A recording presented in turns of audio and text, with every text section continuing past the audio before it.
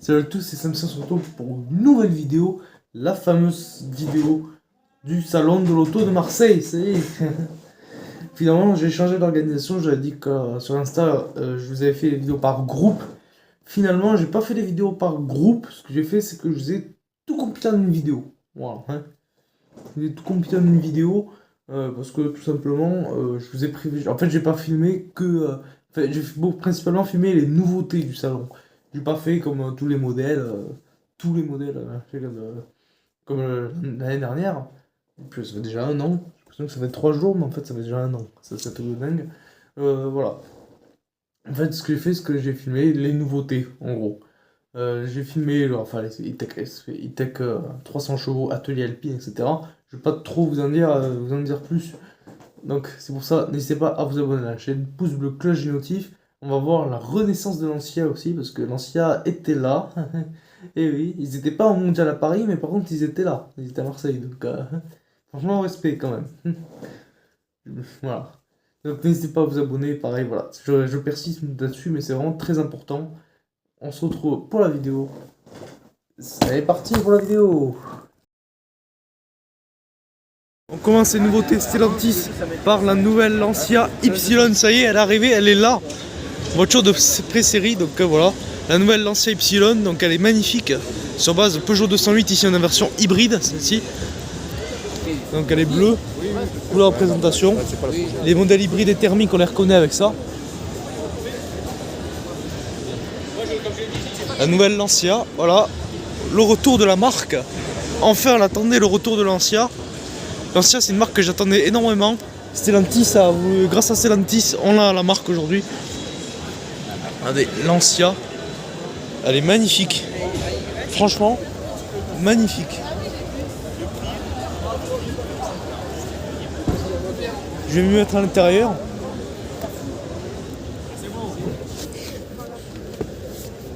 Regardez, je suis dans une Lancia, les gars. Franchement, c'est la première fois que je mets les pieds dans une Lancia. Et franchement, c'est trop confortable. Des sièges comme ça et tout. L'écran, c'est un écran 10 pouces comme la 208 finalement. Les petites palettes au volant. Alors forcément il y a des plastiques et tout, parce que c'est un modèle de pré-production. Mais franchement, elle est pas mal. Franchement, je suis assez convaincu. Le frein de parking ici, l'écran là, bon, c'est en démo, hein, voiture de pré-prod oblige, mais franchement, j'adore cette voiture. Le logo Lancia, alors l'airbag je crois qu'il était en cuir mais en plastique. Oh. Voilà, Lancia. Les boutons, donc voilà. Franchement, le renouveau de Lancia commence bien. On a ces petites poignées. Je vous ai pas montré ici, on a ce petit plateau. Donc voilà, essence. Franchement, elle me plaît cette petite Lancia. Franchement, pour le retour d'une marque, franchement, Stellantis, franchement, vous assurez les gars. Donc voilà. Voilà pourquoi j'aime Stellantis. Parce que Stellantis, c'est grâce à eux qu'on a une si belle marque qui renaît.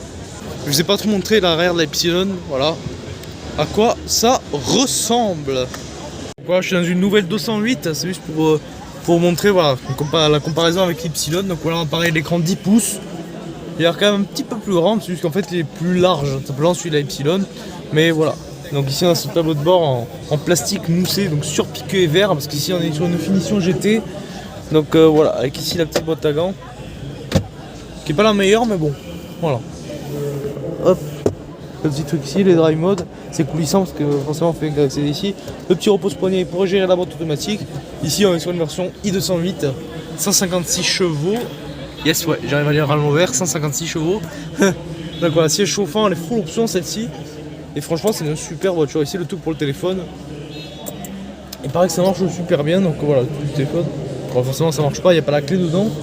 On a du faux carbone, du piano black et tout. C'est une voiture qui est super bien finie. Et du coup, face à la Y, ben, je sais pas.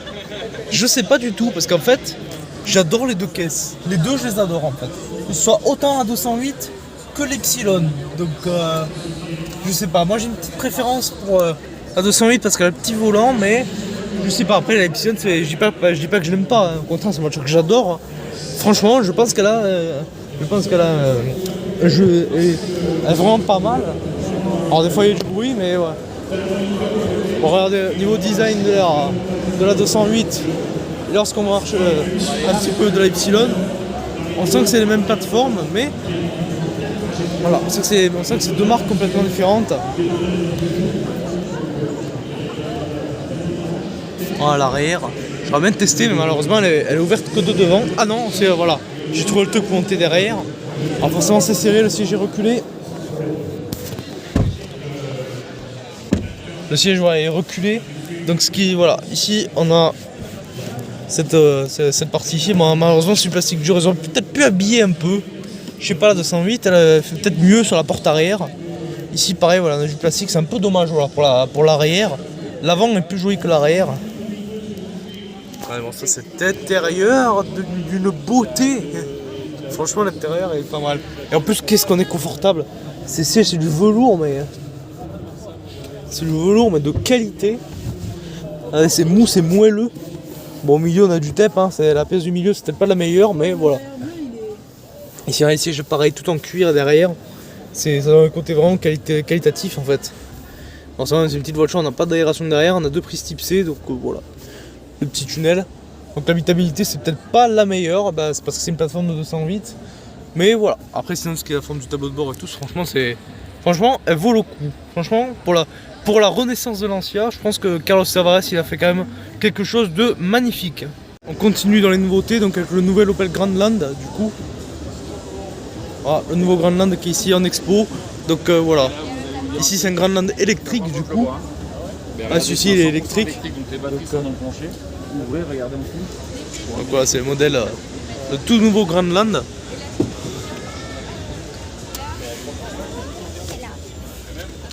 Donc voilà, ici on a les palettes pour la régénération des batteries. Donc on a l'écran avec la nouvelle interface Stellantis. Donc voilà, nouvelle interface Stellantis. Donc on a tous les systèmes de clim et tout ici en physique. Donc voilà, après on a le petit cockpit ici. Le volant qui est franchement pas mal. Je sais pas si on peut reculer les sièges. Les manuels. Ici on a un siège manuel. Le petit faux carbone, les plastiques. Bon, franchement c'est un super véhicule. Véhicule de pré-prod, hein, comme je viens de vous le dire, pré-série. Donc voilà, la nouvelle boîte auto. Oh, déco, sport, etc. Donc voilà. L'arrière du nouveau Grandland. Et qu'est-ce qu'on en pense? C'est une place de ministre à l'intérieur. Il y a plus de place que dans le 3008. Bon, après, le Grandland n'est pas un SUV coupé, donc forcément, c'est normal qu'il y ait déjà plus de place, il y a plus de garde au toit. Mais après, il est surtout les plus grands. Donc voilà ce que ça donne l'intérieur d'ici. Donc voilà, c'est une voiture de pré-production. Donc voilà, comme je l'ai dit. Alors, du coup, est-ce que la place du milieu ça va? La place du milieu est beaucoup plus dure. Et bon, ça c'est comme dans toutes les voitures. Donc voilà, petit accoudoir. Le plus chaud c'est toujours les faire sortir, voilà. Et voilà, ici. Donc on est là et on est dans un confort de ministre. On se croirait dans une voiture de luxe. Alors que pourtant, il se place un peu en dessous du 3008 parce qu'il commence à 37 000 € ce Grandland. Et 40 400 € pour la version GS. Ici on a la version GS évidemment, on n'est pas dans la version d'entrée de gamme. Version d'entrée de gamme qui d'ailleurs l'écran est beaucoup plus petit d'ailleurs. Donc voilà, je sais pas ce que vous en pensez de ce salon de l'auto de Marseille. Donc voilà, on en profite de beaucoup de modèles. On a la nouvelle Ypsilon que je vous ai montré. On a pas mal de voitures. C'est ça qui fait plaisir. On a beaucoup de nouveaux modèles. On a l'Alpina 290 que je vous ai présenté. Un petit peu rapidement, hein. Évidemment, quand il y aura ces voitures-là en concession, je vous les représenterai en concession. Parce qu'en concession, il y aura beaucoup moins de monde, ce sera beaucoup mieux pour aller filmer, pour aller présenter les voitures. La Lancia, je suis pas sûr que je vais pouvoir la refilmer parce que si c'est une concession à Marseille, juste pour la filmer, je sais pas si ça vaut vraiment le. Parce que ça les distances et tout. Mais franchement, voilà. On a forcément aération à l'arrière, clim bizone celui-ci. La clim qu'on règle, voilà, avec l'écran que je vous ai dit là. C'est pas Frontera qui arrive aussi. Ouais, il arrive là. Ouais. Je suis maintenant dans le stand BMW parce qu'il y a le nouveau X3. Regardez, nouveau X3, celui-ci c'est un diesel. Je vais mettre derrière.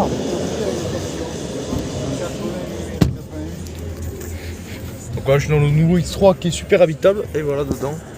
Ça ressemble, donc on a les nouveaux écrans, le nouveau volant. Un peu comme la manière de la i5. devant, en plus on a la nouvelle M5 devant, je vais vous la montrer. Donc voilà. Bon, on a la musique malheureusement, je crois que oui j'attends copyright mais c'est pas grave. Voilà, c'est un nouveau panneau de commande ici. Pareil ici avec marqué X3. Franchement c'est une super voiture. Harman Kardon, donc le son il est bon. Ouais. Voilà, on a la nouvelle M5. Donc 180 000 €, elle est. Donc voilà la nouvelle face avant. Donc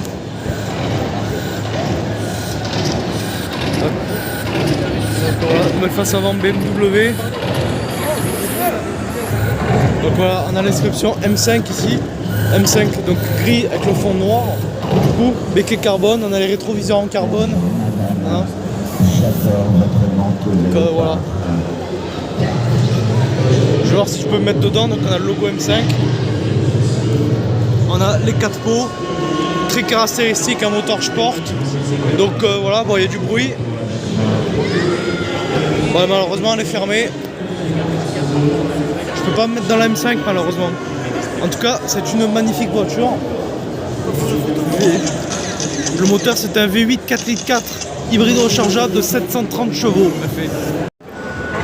Donc voilà, A110. Donc A110 magnifique couleur bleu alpine à la légende. Donc voilà. Bon, elle est fermée donc le Prince que voilà, je peux vous montrer dedans que comme ça. On a le volant comme ça magnifique. Le petit écran, c'est un écran de 60 € mais bon. Après c'est pas les voitures qu'on achète forcément pour ça. Les sièges alpines, on peut y toucher dedans. Alcantara cuir. Franchement elle est plutôt jolie cette voiture. Et si vous voulez de la nouveauté, bon c'est une électrique. Mais c'est l'Alpine A290. Le tout dernier modèle d'Alpine. Je vais mettre dans le A110 GT, c'est pas une GTS par contre. Donc voilà, bon c'est une R5 électrique un peu plus sportive. Donc on a tous les badges Alpine, les nouvelles jantes. Voiture de pré-production comme d'hab. Donc voilà l'intérieur, à quoi ça ressemble. Voilà, je mets comme ça un peu, une vue un peu POV. Voilà, avec le petit écran de la R5. On a le logo Alpine ici. Franchement c'est une voiture qui est plutôt stylée.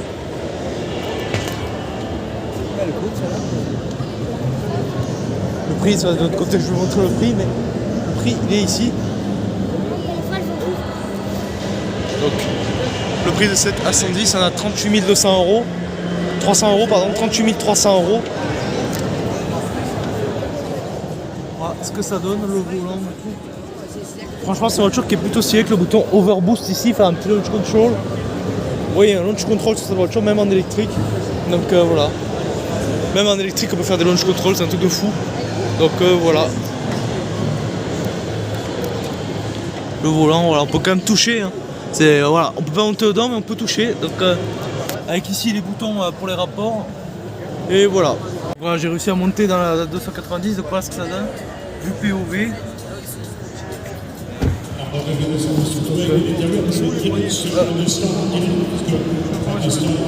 En plus même, je sais pas, elle est là la poignée.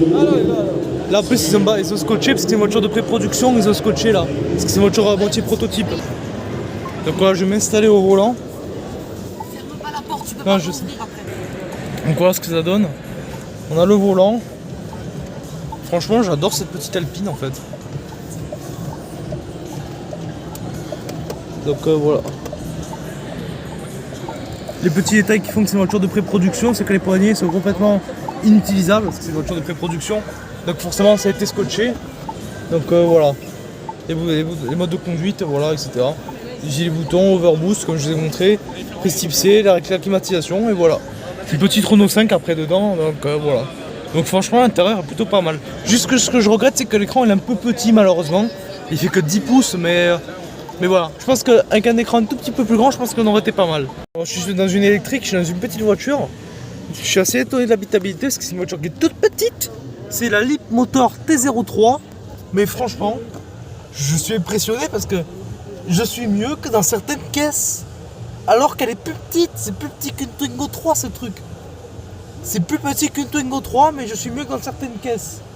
Regardez, franchement, bon je touche un peu là mais franchement je suis pas si mal en fait. Bon, faudrait juste régler mon appui-tête à ma taille, mais franchement, je suis pas si mal. Je suis assez impressionné de cette voiture, donc voilà. Le petit écran et tout qui marche plutôt pas mal, les réactifs. Voilà, les matières, c'est une qualité chinoise forcément. C'est la marque chinoise de Stellantis, mais qui fait que du coup, elle oublie les taxes, machin, et qu'elle a le bonus écologique parce qu'elle est fabriquée en Europe. Elle a les pièces chinoises, mais c'est une voiture qui est fabriquée en Europe par Stellantis. Ouh, du Dacia. C'est vrai que je filme jamais chez Dacia parce que tout simplement j'aime pas trop cette marque. C'est pas ma marque favorite du tout, mais voilà. Je vais mettre dedans.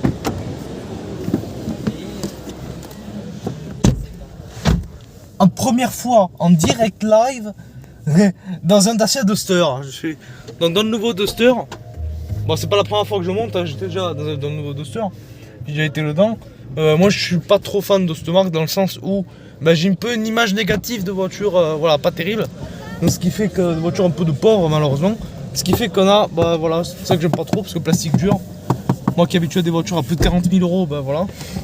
Donc voilà, on a l'écran ici. L'écran malheureusement est certain. Je crois pas qu'il y ait le GPS intégré. C'est le problème des Dacia maintenant. Les Dacia n'ont plus le GPS intégré maintenant. Pour avoir le GPS, il faut mettre Android Auto ou Apple CarPlay. Donc voilà, la petite boîte méca. Voilà, c'est parti ici et tout. Par exemple, plastique dur, rétroviseur à détection d'angle mort, même les Dacia longs. Chez Peugeot, c'est une option. Chez la majorité des Peugeot, c'est une option. Là, c'est bon, en tout cas, parce que celui-ci, c'est une version extrême, donc c'est la version la plus haut de gamme, du coup, disponible dessus. Et après, ici, il y a quelques petits trucs. Des fois, il y a des trucs, je sais pas trop à quoi ça sert. Ici, comme la R5 et comme l'Alpine à 290, on a ces parties ici.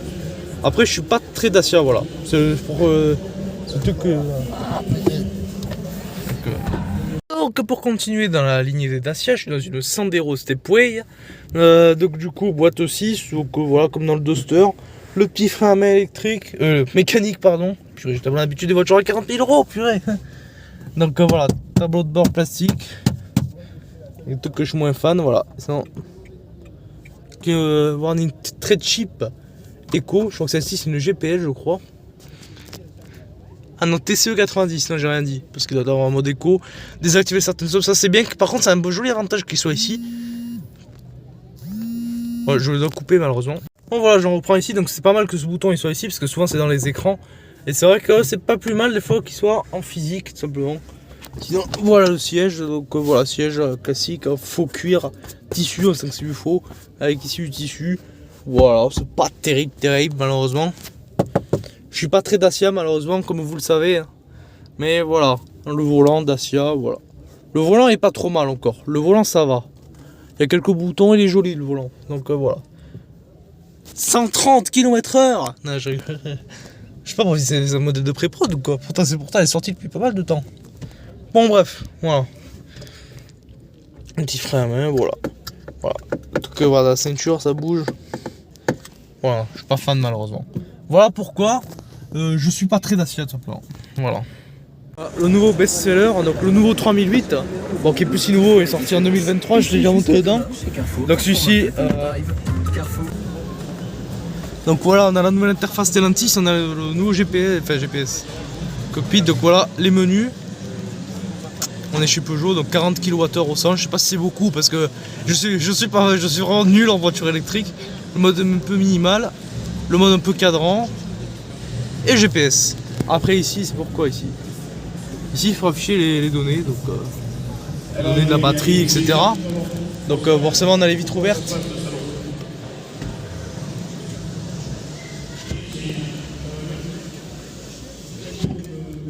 Voilà.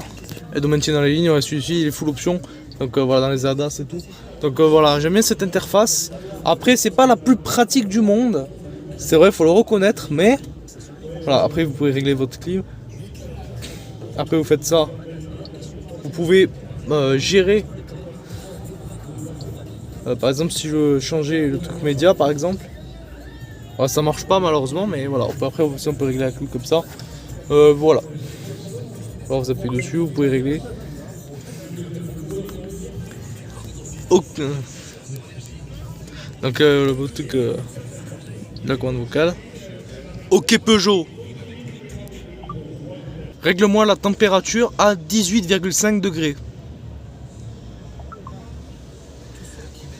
C'est magnifique. Ah mais on est mieux que chez Merco en fait. Après, ça va Donc voilà, je suis dans un Renault Rafale, mais pas n'importe lequel. C'est pas une version Esprit Alpine comme c'est marqué là. C'est une version Atelier Alpine. Donc ici, ce qui va changer, c'est que celui-ci, c'est un hybride rechargeable parce qu'on a le bouton ici. Hybride rechargeable de 300 chevaux. Il fait celui-ci, 4 motrices. Donc voilà, bon, après dedans, ça reste un Rafale. Hein, donc voilà, on a quand même le grand cockpit avec le grand écran. Donc voilà. Ici le tout du volume. On peut être plus ou moins fort. Alors, en fonction des radios, donc voilà. Ici le truc pour changer, ici c'est le volume.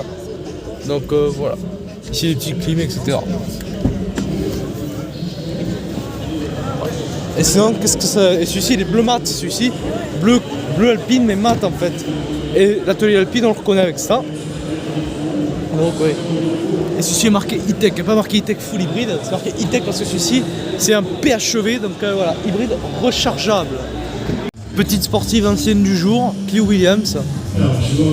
Donc voilà, jaune, hein, avec les jantes jaunes, bleues. Williams. Donc voilà. Donc voilà l'intérieur, vite fait. Bon, attention, il y a des barrières, on peut pas, voilà. Mais c'est juste pour vous la montrer. J'allais oublier le Cupra Terramar. Donc voilà, il est présent au salon. Donc on a la nouvelle face avant des Cupra, comme le Formentor un peu. C'est le tout dernier modèle sur base Audi Q5 et nouveau Tiguan. Donc voilà. Les rétroviseurs, donc voilà. Le nouveau Terramar, je l'ai même pas vu. Donc voilà. Il y a quelqu'un dedans, donc je vais essayer de vous montrer l'intérieur depuis l'arrière.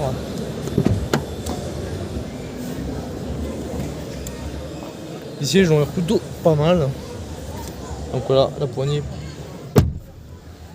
Voilà, dedans on a le grand écran, donc comme toutes les dernières Volkswagen récentes. Donc toutes les dernières Volkswagen récentes ont cet écran de 12,9 pouces. Donc voilà, le volant Cupra, c'est le même que dans le Formentor et que dans beaucoup de modèles. Donc on a une nouveauté, mais qu'à l'intérieur pas si nouveau que ça en fait. Voilà, c'est cette partie un peu cuivrée, là, effet cuivré derrière. Ouais, plutôt bien assis, plutôt habitable cette voiture. La verticalité des sièges est plutôt bonne. Donc voilà, la petite poignée assez originale. Donc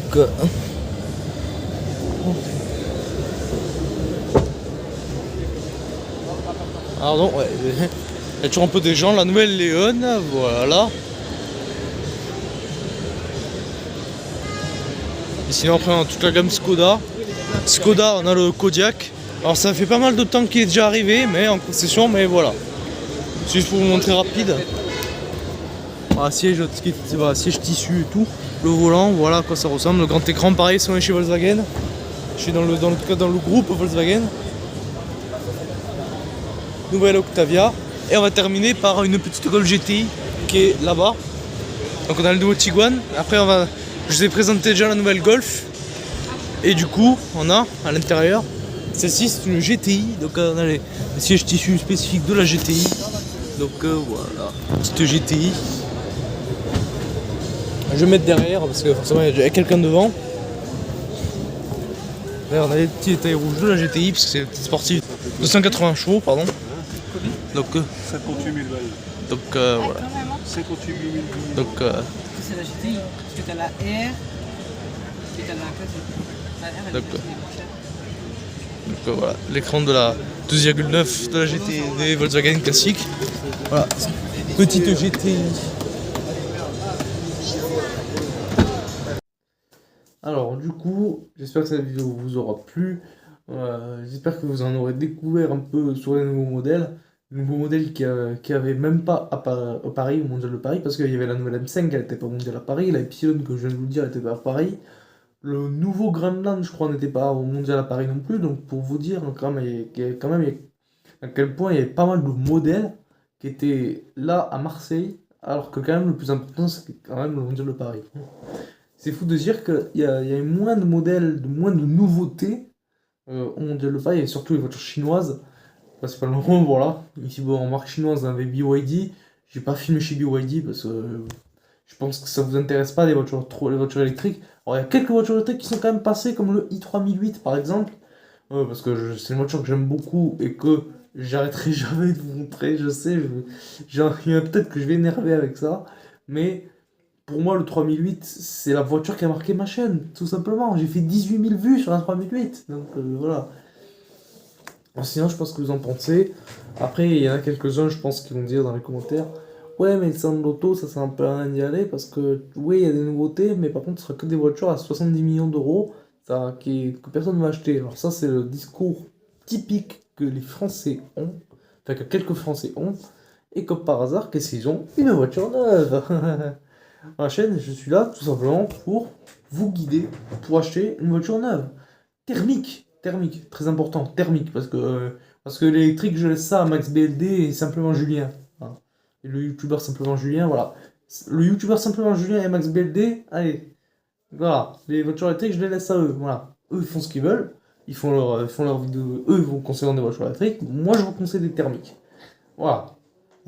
Simplement, même si je vous montre quelques nouveautés électriques, parce que comme l'Alpine à 290, c'est vrai que j'ai dû montrer des nouveautés électriques, parce que c'est vrai on est beaucoup vers la transition vers l'électrique en ce moment. Donc forcément, je me permets quand même de vous montrer quelques nouveautés électriques, comme l'Alpine à 290 par exemple. Après, il y a d'autres des voitures que j'ai découvert en même temps, parce que des voitures que, même si c'était pas forcément des nouveautés, que j'ai pu monter dedans, même si j'ai pas filmé, soit parce que trop de monde, soit parce que électrique. Je suis monté, il y avait aussi le Tesla Model X Plaid, il y avait au salon. Je suis monté dedans, donc 1020 chevaux. Bon, je l'ai pas filmé, mais voilà. Parce que je pense que Tesla, pareil, ça vous intéresse pas trop, quoi. C'est pas de mauvaise voiture, autant la qualité est plutôt pas mal et tout, les sièges et tout, mais voilà. Après, sur cette chaîne, on est thermique, ici. Ici, on aime les vroom, on aime, voilà. Donc, dites-moi quelle est votre voiture préférée sur ce salon. Après, je les ai pas toutes présentées. Après, sinon, il y avait le Kia EV3. Je suis passé devant, je suis même pas monté dedans. Donc, voilà.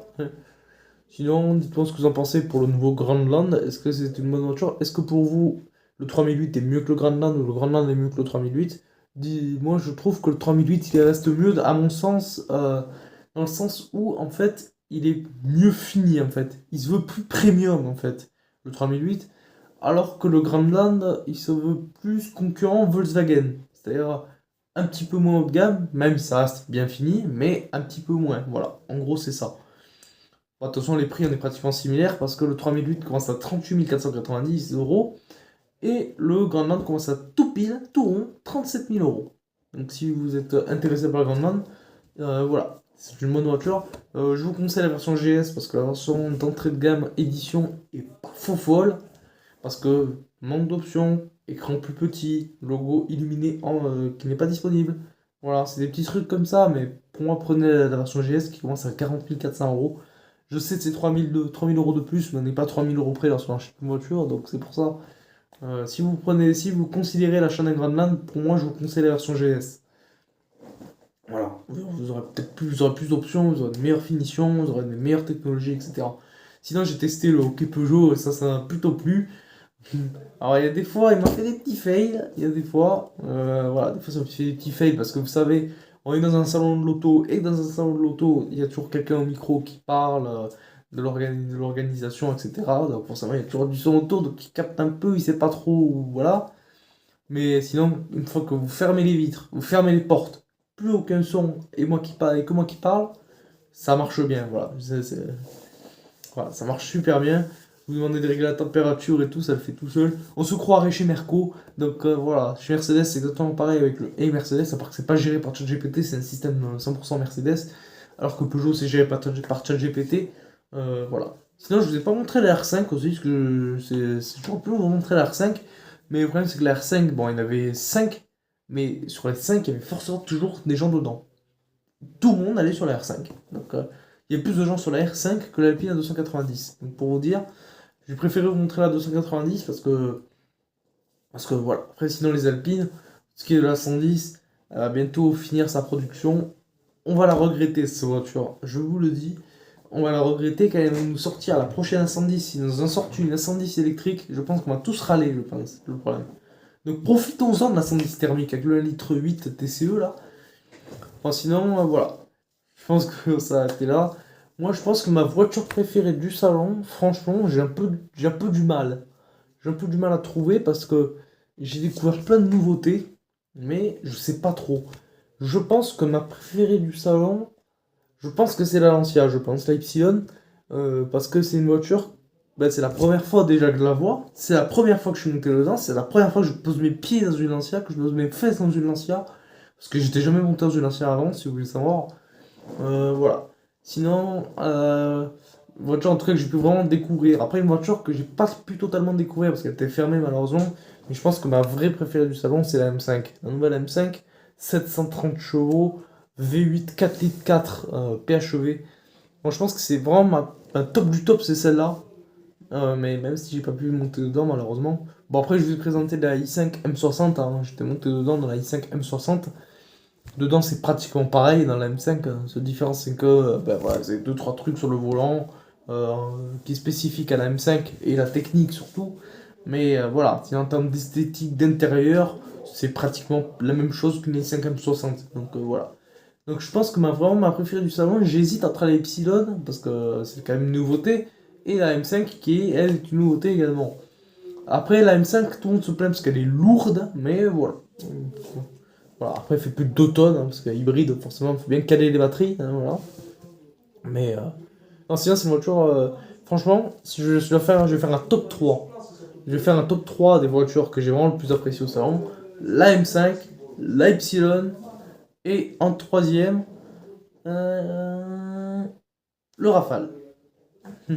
Franchement, le Rafale, j'ai bien apprécié. Bon, c'est vrai que j'ai pu refilmer chez Renault. C'est vrai que je vous avais dit que je filmerais plus chez Renault, mais parce que j'étais virant de concession, tout simplement. Mais vu que là, on était au salon de l'auto et que c'était Renault Marseille et pas Renault Marignane, voilà, j'ai eu le droit. J'ai eu le droit. Bon, j'ai filmé que le Rafale parce que forcément, c'est le plus intéressant de la ligne. Et du coup, voilà, après le 3008 en quatrième. Et voilà. Alors, le 3008, c'est vrai que le 3008, j'ai toujours tendance à passer devant le Rafale. Mais le Rafale Atelier Alpine pour les 300 chevaux, tout simplement. Voilà. Bon, on va s'arrêter là. J'espère que cette vidéo vous aura plu. N'hésitez pas à vous abonner à la chaîne, pouce bleu, cloche de notification pour les prochaines vidéos. Et au revoir!